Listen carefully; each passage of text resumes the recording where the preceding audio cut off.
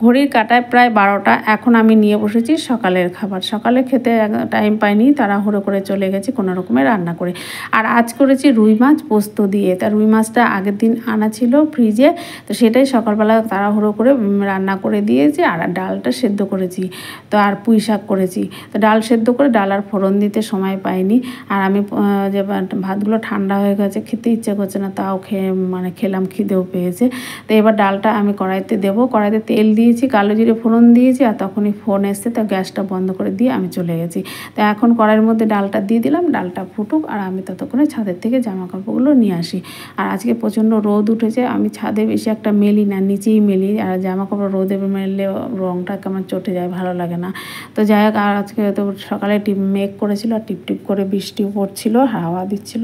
তার কারণে জন্য আমি ছাদে গিয়ে জামা কাপড়গুলো মেলে দিয়েছি। আর ছাদে গিয়ে দেখি জামা কাপড়গুলো এদিক ওদিক ছিটকে ছিটকে পড়ে আছে, তো সেগুলো সব তুলে নিয়ে আসলাম ঘরে। দেখো কাপড়ও পড়ে গেছে, একদম ছড়িয়ে ছিটে পড়ে আছে। তো যাই হোক, নিয়ে এসে এইবার আমি বাসনগুলো মেজে নিচ্ছি। আর প্রেশার কুকার মাজতে আমার ভীষণ বিরক্ত লাগে, ভালো লাগে না, ব্যবহার করতেও ভালো লাগে না। তাই মাঝে মাঝে ব্যবহার করি গ্যাস বাঁচানোর জন্য, ডাল ঠাল সেদ্ধ করার জন্য বা শক্ত কিছু করার জন্য। তো যাই হোক, বাসন মাজতে মাজতে আমার ডালটা ফুটে গেছে, তো ডালটা নামিয়ে নিলাম। এবার কড়াইটা মাজবো আর সে গ্যাসটা মুছবো, তাহলে আমার কাজ কমপ্লিট হয়ে যায়। আর ভাতটা বসাবো পরে, আর একটু পরে বসাবো ভাত, নাহলে দুপুরে আবার ঠান্ডা হয়ে যায়, ঠান্ডা ভাত খেতে পারে না।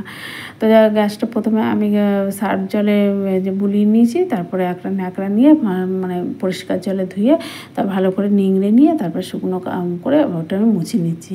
আর পাশে মিক্সিটা থাকে, মিক্সিটাও আমি প্রত্যেক দিন একটু সার্ফের ন্যাকড়া বুলিয়ে মুছে নিই, তাতে পরিষ্কার থাকে জিনিসটা। আর প্রত্যেক দিন করলে অল্প করলেই হয়ে যায়। আর সেই জন্য আর আজকে বেশি কিছু একটা রান্না করিনি, পুঁই শাক করেছি, ডাল আর মাছ করেছি। তো কথা বলতে বলতে আমার কাজ কমপ্লিট হয়ে গেল। আর এখন চলে এলাম সোজা সন্ধ্যেবেলা একটু চপ মুড়ির আড্ডা বসছে। আমি, আমার মেয়ে আর 2 মেয়েকে নিয়ে, আর ওর বাবাও ছিল আজকে বাড়িতে। তো সবাই মিলে একটু চা মুড়ি খেলাম, তারপরে গল্প আড্ডা হলো। যাই হোক, ভিডিওটা বেশি বড় করলাম না। সবাই ভালো থেকো, সুস্থ থেকো, সাবধানে থেকো, টাটা।